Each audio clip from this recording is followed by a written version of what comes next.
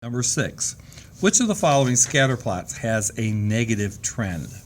So when we're talking about trends, basically if we're going uphill, from right to left, if we go uphill, that's going to be positive. If things go downhill, then that's going to be negative. Okay? And sometimes so once again, we have all of our dots, and if they basically follow this pattern, then it's going to be positive or negative. Sometimes we get a pattern that actually cannot go one way or the other, and so that's kind of an undefined pattern. So on here to find which is positive, so we can see here at, for instance, 2 miles, they were at 20 gallons. 4 miles, now they're down to about 12. 6 miles, they're down to about 5. So as we take a look at this, gets worse as you go through. So that's negative right there. So the first one is going to be negative. This one goes uphill, it's positive. This one is going up, it gets better. Each year of experience, then the income goes up. So 15 is better than 5. So every year it goes up. Here it kind of goes up and down. So the negative is just going straight down on this, so that's going to end up being A. Okay? So negative is going to end up being A. When we do number 7,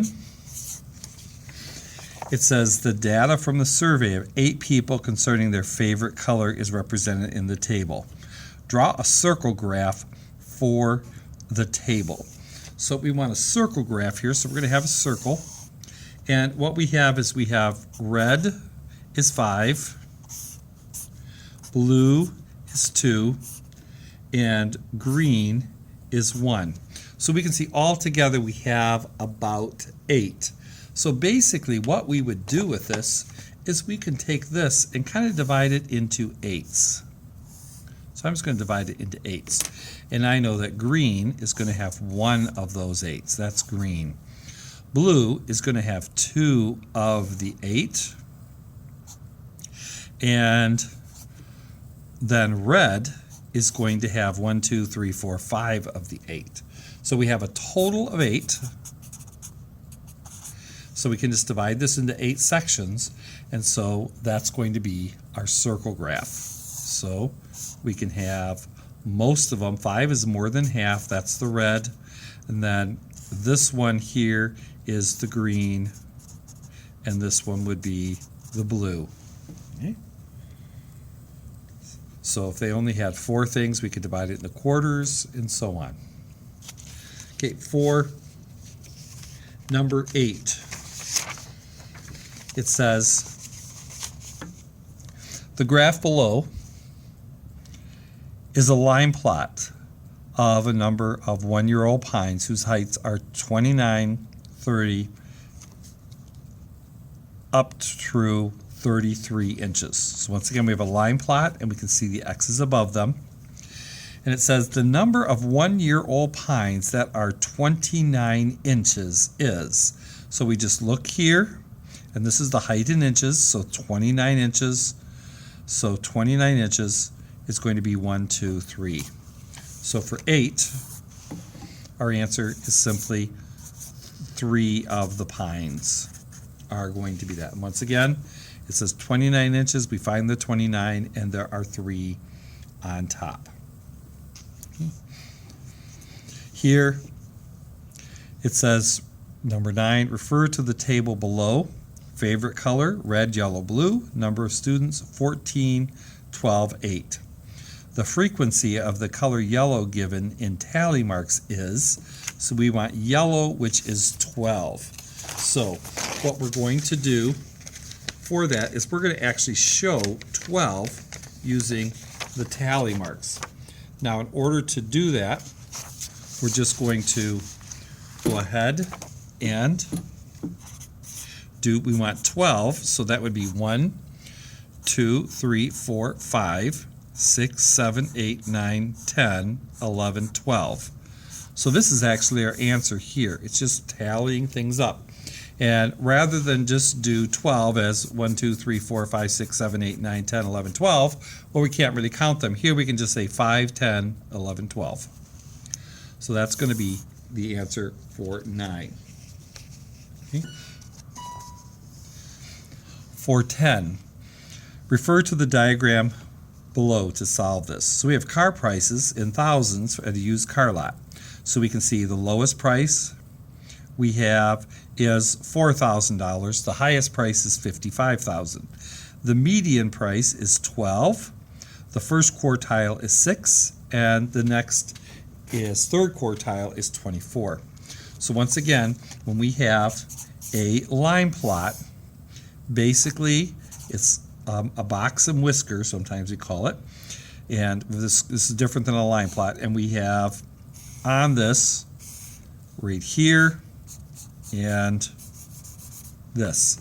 And so these are called quartiles. So this is, we have 1, 2, 3, 4. So in a sense, we've taken this and we've divided into 4 sections. So this is the first quartile. This is the second quartile, which is the middle. Okay, so this is 1/4.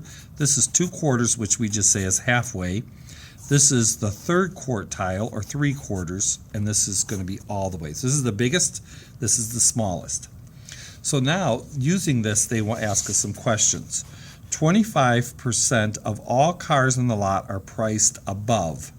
So these, for percentages, 25% would be each of those. So 25% are priced above the third quartile. So A is going to be the third quartile. Sometimes we call that the upper quartile.